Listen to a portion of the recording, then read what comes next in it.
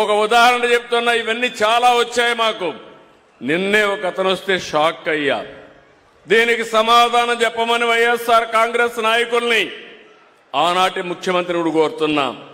ఈరోజు మీరు చూస్తే ఒక అతను వచ్చి తాడేపల్లి ప్యాలెస్ కట్టుకున్నాడు. ఆయన తప్పు ఏం లేదు, ఇల్లు కట్టుకున్నాడు, బాగానే ఉంది. ఆయన ఇల్లు కట్టుకుంటే ఆయనకు ఒక హెలిప్యాడ్ కావాల్సి వచ్చింది. హెలిప్యాడ్ కావాల్సి ఏం చేయాలి? భూమైనా కొనుక్కోవాలి, లేకుంటే వేరే వాళ్ళ దగ్గర తీసుకోవాలి. వాళ్ళు ఒప్పుకుంటే నువ్వు హెలిప్యాడ్ వేసుకోవాలి.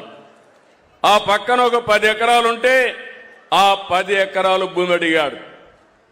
ఆ 10 ఎకరాలు ఇస్తే మేము ఇవ్వమన్నారు. వాళ్ళు ఇస్తే మళ్ళా ఏమవుతుందని 75 సంవత్సరాలు డాక్యుమెంట్స్ ఉన్నాయి. వాళ్ళ ఆధీనంలో భూమి ఉంది. భూమి కాంపౌండ్ వాళ్ళు కట్టుకున్నారు. ఒక ఫైన్ మార్నింగ్, ఒక ఉదయంలో అక్కడ బలవంతంగా హెలిప్యాడ్ వచ్చింది. హెలిప్యాడ్ వేసిన తర్వాత రికార్డులు చూసుకున్నాడు. రికార్డులు చూసుకుంటే ఆయన పేరు లేదు. దాని మీద 22A పెట్టారు. అది ప్రభుత్వ భూమి అయిపోయింది. అది ప్రభుత్వ భూమి చేసి ఈయన అనుభవించుకోవడం మొదలుపెట్టాడు. అంటే ఏం తమ్ముళ్ళు విచిత్రం చూశారా? ఇదే డాక్యుమెంట్. నిన్నొచ్చి ఆయన అంటున్నాడు, సార్ మేము కొనుక్కున్నాం, కొనుగోళ్లు చేశాం, 1956 నుంచి క్రానలాజికల్ గా రికార్డులు ఉన్నాయి, మీరు చూడండి అంటే నేను చూస్తే, నేను మీ అందరికీ చెప్పింది లింక్ డాక్యుమెంట్స్ 2-3 ఉంటే అందరికీ పట్టాలు ఇమ్మన్నాను. అవునా కాదా అని మిమ్మల్ని అడుగుతున్నా. అలాంటిది 56 నుంచి అనేక డాక్యుమెంట్లుంటే ఇది ఆయన తీసుకున్న ల్యాండ్. ఈ పక్క ఒకటి ఉంది హెలిప్యాడ్, ఆ పక్క పైన ఉండేది, కింద నుండేది ఆయన ప్యాలెస్. ఇక్కడి నుంచి అక్కడ హెలిప్యాడ్ కోసం బలవంతంగా 22A కింద పెట్టి ప్రైవేట్ భూమిని గవర్నమెంట్ భూమి చేసుకొని ఆయన అనుభవించాడంటే ఎంత దౌర్భాగ్యమో మీరు ఒక్కసారి ఆలోచించండి. ఇది ఒక విషయం కాదు, ఇలాంటి కొన్ని లక్షల లావాదేవీలు జరిగాయి. రాజకీయ విభేదాలుంటే చేశారు, వ్యక్తిగత స్వార్థాల కోసం చేశారు. మొత్తం రికార్డులన్నీ అస్తవ్యస్తం చేశారు. చాలా మంది ఒక అర్ధ సెంటు కోసం అన్నదమ్ములు కొట్టుకుంటున్నారు, తల్లి కొడుకులు కొట్టుకుంటున్నారు. కొంచెం ఉదారంగా ఉండండి. లిటిగేషన్ వల్ల, తగాదాల వల్ల బజారు పాలయ్యేది మనమే. కష్టపడితే ఎంతైనా సంపాదించుకుంటాం, కానీ ఏదో ఒక మనస్తత్వం మొన్న నేను చూశాను. అన్న తమ్ముళ్ళు ఇద్దరు, తమ్ముడికి ఇల్లు రాసిచ్చాడు, ఇల్లు కట్టుకున్నాడు. ఇల్లు కట్టుకుంటే రేటు పెరిగింది. ఇప్పుడు నాకు ఆ ఇల్లు కావాలని అన్న తమ్ముడి మీద గొడవ పెట్టుకొని మా ఇంటి దగ్గరకు వచ్చి ఆత్మహత్య చేసుకునే పరిస్థితికి వచ్చాడు, ఆత్మహత్య ప్రయత్నం చేసుకునే పరిస్థితికి వచ్చారు. అంటే మెంటల్గా మనందరం కూడా కావాలని ఏదైనా కానీ పట్టుబడతాం. ఆ పట్టు వల్ల కూడా జీవితాలు నాశనం అవుతాయి, బజారు పాలవుతాం. ఆ విషయం మీరు గుర్తుపెట్టుకోవాల్సిందిగా మిమ్మల్ని అందరినీ కోరుతున్నా. భవిష్యత్తులో ఏదైనా కొత్తగా మీరు మెడిటేషన్ చేసుకోవాలన్నా, మొన్నే మీరు చెప్పాం, మీ వారసత్వంగా వచ్చే భూమి మీరు చేసుకోవాలంటే 100 రూపాయలు కట్టి దర్జాగా మీ పేరుతో ట్రాన్స్ఫర్ చేసే వస్తువు కూడా ఇచ్చేసాం. ఇంకో పక్క ఎక్కువ మొత్తం అయితే వాళ్ళకు 1000 రూపాయలే పెట్టాం. వారసత్వంగా వచ్చే భూమికి ట్యాక్సేషన్ పెట్టకూడదనే ఉద్దేశంతోనే నేను ఈ కార్యక్రమానికి శ్రీకారం చుట్టాను. భూమి విషయం అయిన తర్వాత నాకు ప్రధానంగా వచ్చిన సమస్య, ఈరోజు మీరందరూ గుర్తుపెట్టుకోవాల్సిన అవసరం ఉంది, నీరు. ఈరోజు ఈ సమస్య పరిష్కారం చేస్తాను. ఈరోజు అతి ముఖ్యమైన సమస్య మనం మాట్లాడుకుంటున్నాం, భూమి. మీ తాత ముత్తాతలు మీకు ఇచ్చిన ఆస్తి, వారసత్వంగా వచ్చిన ఆస్తి. నేను ఎన్నికల ముందు చెప్పాను, మీ భూమి మీద వేరే వాళ్ళ ఫోటో వేయడం ఏంటి?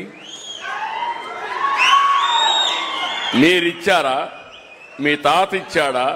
మీ ముత్తాత ఇచ్చాడా? ఎవరిది ఆ భూమి? మీ కష్టార్జితం. మీ నాన్న ఇచ్చాడు, మీ తాత ఇచ్చాడు, వారసత్వంగా మీకు వచ్చిన భూమి, ఆ భూమి మీద ఆయన ఫోటో. అంటే ఏమనుకున్నాను, నేను చెప్పాను ఇది మంచి పద్ధతి కాదు.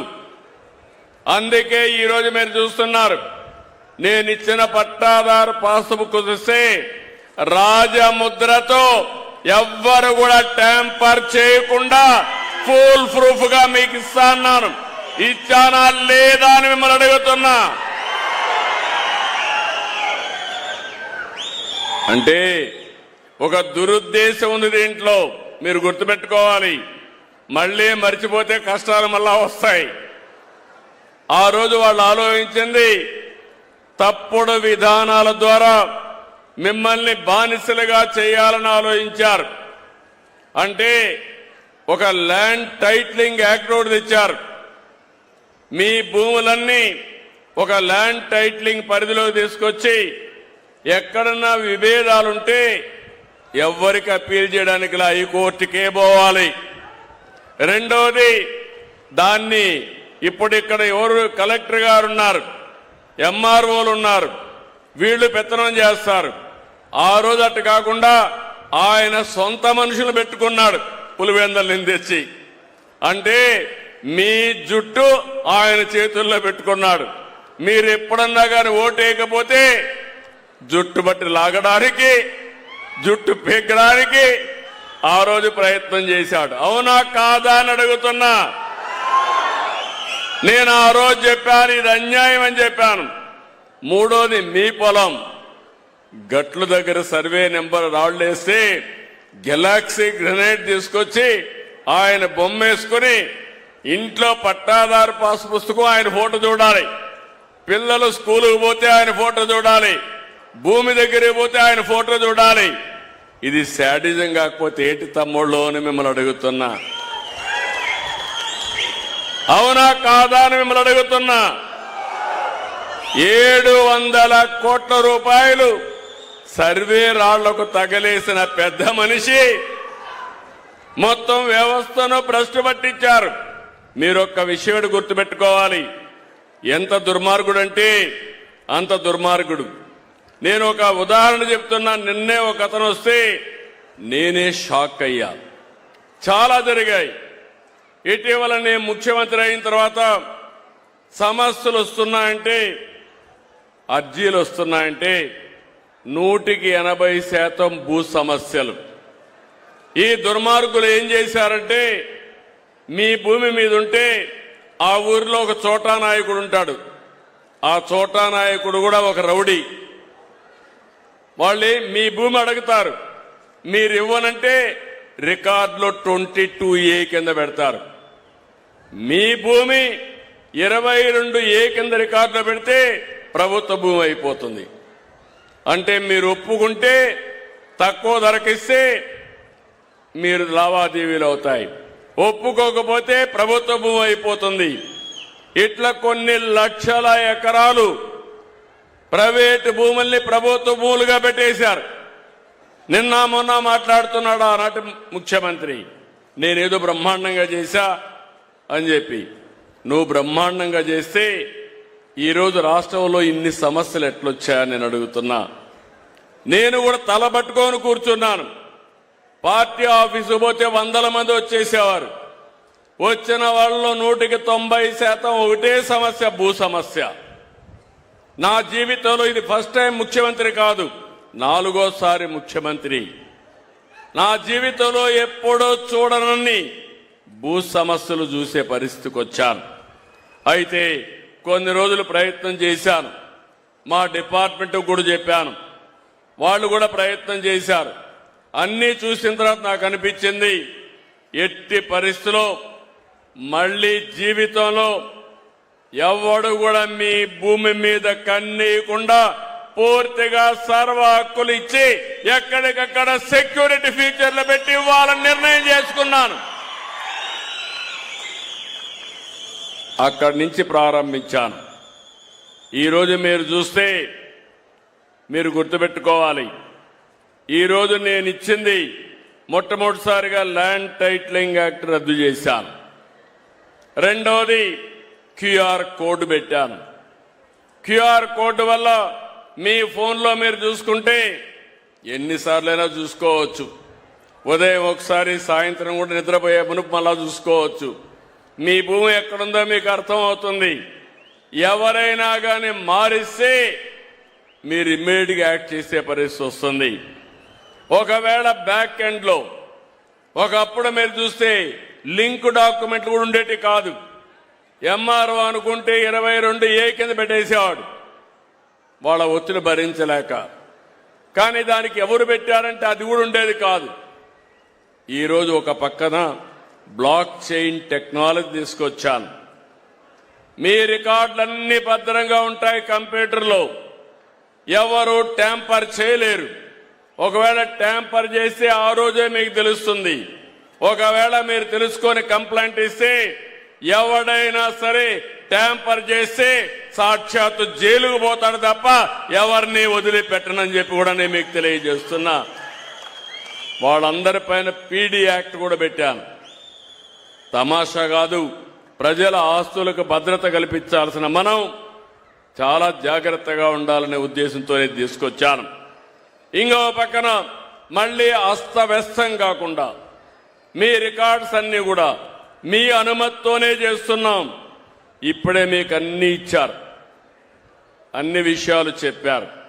భూమి ఏ విధంగా ముందుగానే మీ సర్వే చేసేటప్పుడే మీకంతా ఈకే వేసి పంపిస్తాం. మిమ్మల్ని రమ్మంటాం, వాట్సాప్ మీ సమక్షంలో చేస్తారు. లేటెస్ట్ టెక్నాలజీ అన్ని పెట్టాం. మీ ఫోన్ నెంబర్ తీసుకుంటారు. మళ్ళీ ప్రూఫ్ ఆఫ్ కాన్సెప్ట్ వస్తానే మళ్ళా మీ సంతకం తీసుకుంటారు. మళ్ళా పుస్తకం ప్రింట్ చేస్తారు. మళ్ళా మీకు వచ్చి చూపించి కరెక్ట్గా ఉంటేనే డిస్ట్రిబ్యూట్ చేస్తాం. ఎక్కడ ఒక్క చిన్న తప్పున్నా మళ్ళీ ఆ పుస్తకాన్ని చించేసి కొత్త పుస్తకం ఫుల్ ప్రూఫ్ గా ఒక చిన్న స్పెల్లింగ్ మిస్ లేకుండా మీకు ఇచ్చే బాధ్యత నాదని మరొకసారి మీ అందరికీ హామీ ఇస్తున్నా.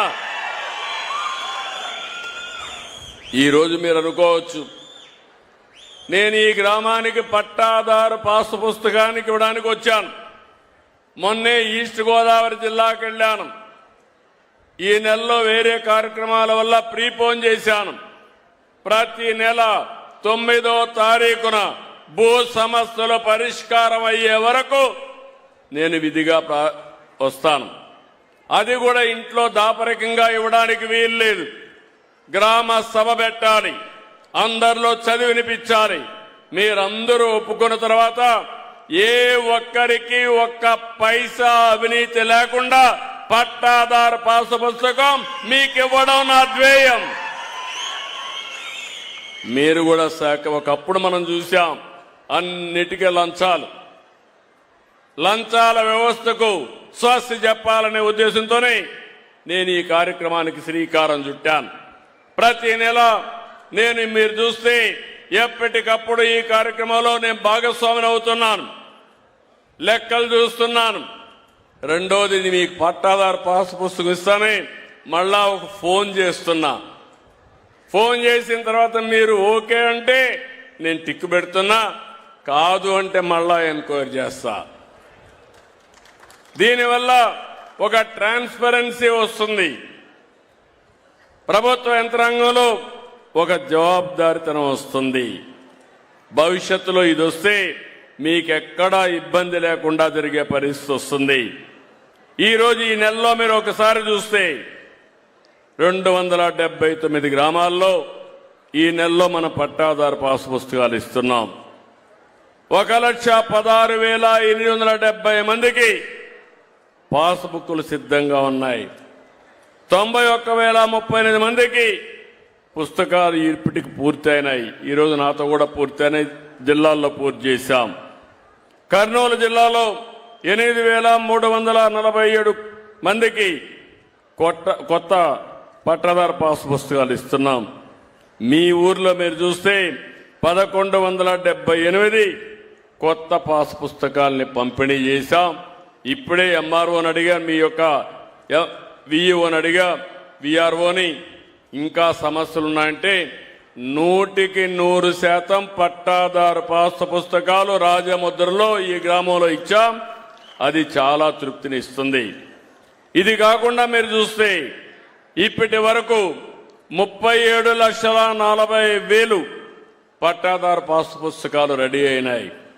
ఇందులో 19 లక్షలు డిస్ట్రిబ్యూట్ చేశాం. ఇంకా 18,40,000 ఏప్రిల్ లోపల డిస్ట్రిబ్యూట్ చేస్తాం.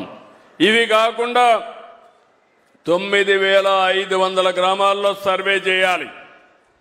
అవి చేస్తే 62 లక్షల మందికి కొత్తగా ఇచ్చే అవకాశం వస్తుంది.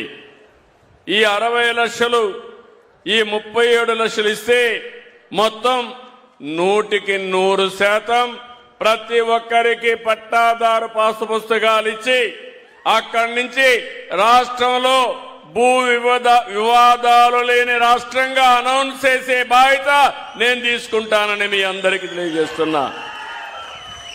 డిఫికల్ట్ ఎక్సర్సైజ్, కష్టం. యామారితే మొత్తం ప్రోగ్రామ్ని అటు ఇటు వెళ్ళిపోయే పరిస్థితి వస్తుంది. అందుకే 1 సంవత్సరం పెట్టుకున్నాను. జనవరితో ప్రారంభించాను, ఫిబ్రవరిలో రెండోసారి వచ్చాను, మళ్ళా మార్చిలో వస్తా. డిసెంబర్ వరకు ఇదే పని మీదుండి మీ భూమికి భద్రత ఇచ్చే బాధ్యత నాదని రాష్ట్రంలో ఉండే అందరికీ విజ్ఞప్తి చేస్తున్నా. అదైతే ఇంకా మనకెవ్వరికి కూడా ఇబ్బంది ఉండదు. ఇవన్నీ కూడా మీరు చూస్తే డ్రోన్ పెట్టాం, ఒక పద్ధతి ప్రకారం పెట్టాం. ఎక్కడ సమస్య లేని విధంగా ఇవన్నీ తీసుకుపోతాం. ఇవన్నీ వచ్చిన తర్వాత మీరు ఏమాత్రం కూడా రాబోయే రోజుల్లో భూ రికార్డులోనే కాకుండా మిగిలిన నేను మిమ్మల్ని కూడా ఒకటే కోరుతున్నా.